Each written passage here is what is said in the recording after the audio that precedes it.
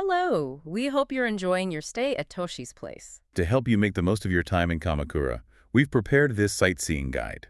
Today we'll introduce you to Myoho-ji Temple. And oh, what a treat we have for you today. If you're looking to maybe step away from the main crowds and find somewhere truly serene, Myoho-ji Temple is the place. Definitely.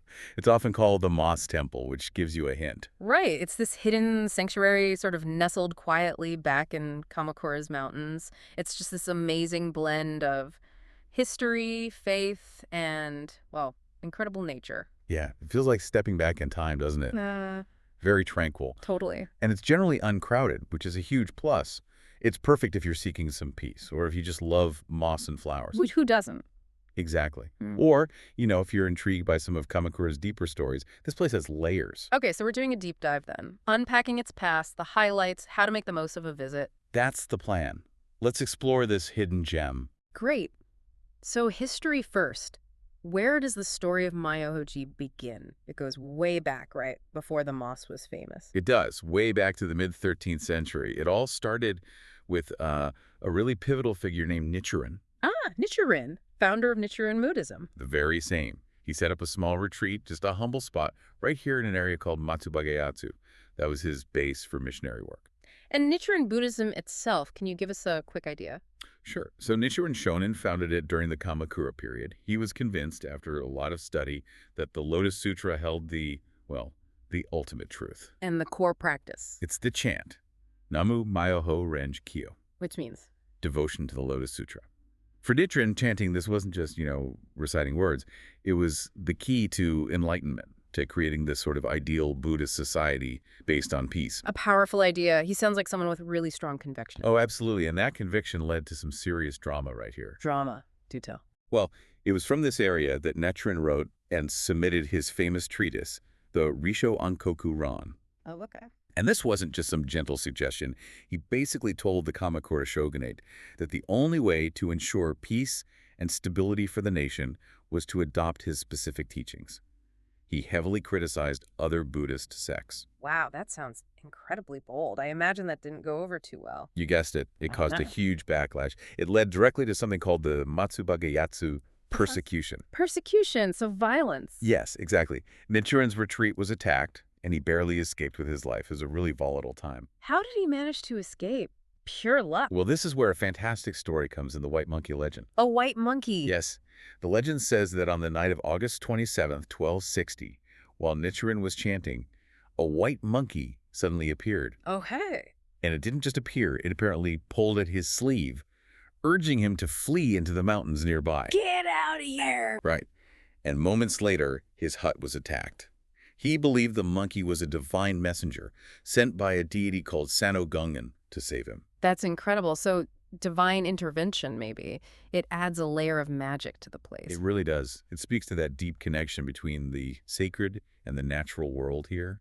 Sense of protection, almost. So Nichiren had his retreat, faced persecution, had this miraculous escape, but the temple we see today came a bit later. That's right. The formal establishment, the rebuilding, happened in the mid-14th century. It was done by Nietzsche. Who was he? He was Nichiren's fifth successor. But there's more. He was also the son of Prince Moriyoshi. Prince Moriyoshi. The name sounds familiar. Pretty tragic figure, actually. Yeah. Nietzsche rebuilt the temple specifically to honor his father's memory. Ah, I see. So there's a strong father-son connection here, too. A very poignant one. The temple was originally called Hongoku-ji, and that name eventually moved with a branch to Kyoto, but Myoho-ji remained right here, developing its own identity. Tell me more about Prince Moriyoshi. Why was his story tragic?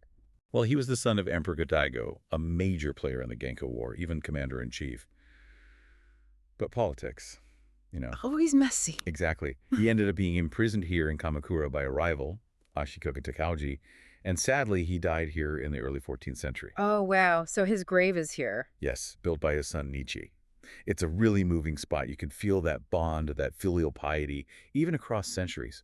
It's a place for a quiet reflection, definitely. So much human history. But you mentioned folklore earlier, too, like with the monkey. Yeah. Anything else? There's a spot on the grounds called Kishno Iwaya. The story goes that Nichiren himself subdued a yokai, a kind of supernatural creature. Like a demon or spirit. Something like that, yeah. He supposedly used his Buddhist powers to calm it. It just adds to the temple's mystique, doesn't it? It really does. Yeah. It seems surprising, though, for such a seemingly quiet place to have connections with, say, powerful samurai families. Oh, absolutely. During the Edo period, Myoho-ji had very strong ties to the warrior class. Big names, too. Like who? Well, the Hosokawa clan from Higo and even the Tokugawa clan of Mito, they held Myoho-ji in really high regard. What did that mean for the temple? It meant support, patronage. It helped the temple thrive. For instance, the main hall you see today, it was actually donated by Hosokawa Naritatsu. Wow. And get this, the big neon gate and the Hoki Hall. Yeah. They were specially renovated for a visit by Tokugawa Inari, the 11th Tokugawa shogun himself. The shogun visited. He did. There's even a special room called the Shogun's Chamber on the grounds. It really shows the temple status. Incredible. So much history packed in. But let's shift gears to what people maybe know it best for the nature, that nickname, the Moss Temple. Ah, yes, the moss. It's truly the star of the show, visually. Tell us about it. Okay, picture this incredible stone staircase, just completely carpeted in lush green moss. It's at the back of the grounds. Sounds amazing. It is, especially, say, from April to June. After a bit of rain, the colors are just unbelievably vibrant. So alive. Can you walk on it? Ah, good question. To protect that really delicate old moss, the original staircase itself is actually off limits now. Oh, okay, that makes sense. They'll build a beautiful new staircase right alongside it, so you get the same climb, the same perspective, without damaging the moss. Perfect. And the view from the top.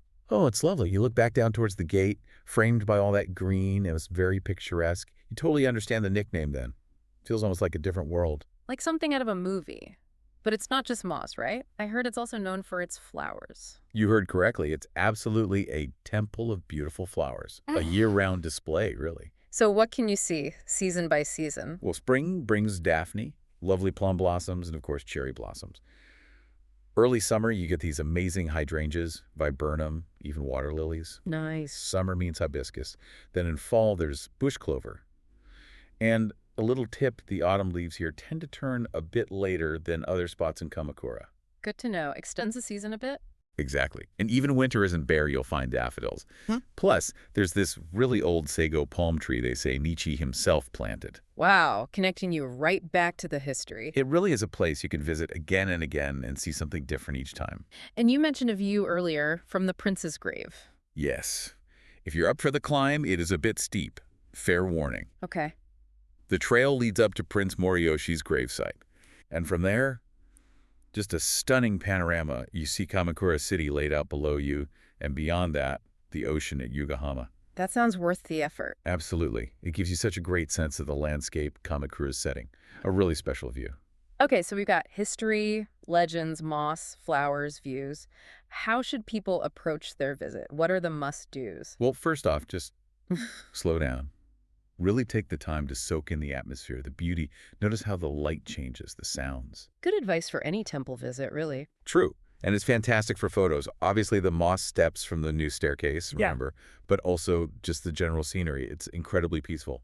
Let that tranquility sink in. Beyond just looking, are there specific events or experiences? There are a couple of really interesting ones. On May 5th, there's the Kiyomasa Festival.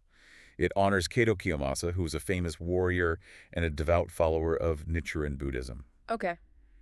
And maybe even more unique is the event on September 12th. It's a ginger blessing ritual. Ginger, like the spice. Exactly. It ties back to that white monkey legend.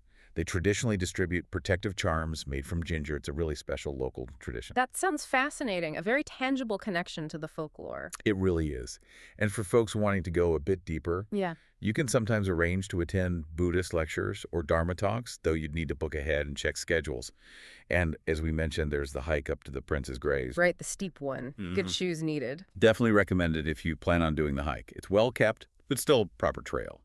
And for hikers, there's also a scenic path connecting Myoho-ji to another temple, Myoho-ji, a lovely walk through history and nature. Great options. Okay, let's get practical. Planning the visit from Toshi's place. What do people need to know? Key thing first. Opening days are limited. Myoho-ji is only open on Saturdays, Sundays, and national holidays. Okay, that's crucial. Weekdays are out. Correct. And the hours of those open days are 9:30 in the morning until 4:30 in the afternoon. Got it. Any cost. Just a small admission fee, 300 yen. But as always, it's a good idea to maybe double check their official website or info sources before you head out.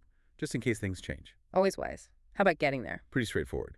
From Kamakura Station, the east exit, you can grab a Keikyu bus heading towards Nago. Okay. Get off at the stop called Omachi Yotsukado. From there, it's just a short walk, maybe 3 minutes or so. Sounds easy. Walkable from the station, too. Absolutely. If you fancy a stroll, it's about 15, maybe 20 minutes. A nice way to see a bit of the neighborhood. And driving.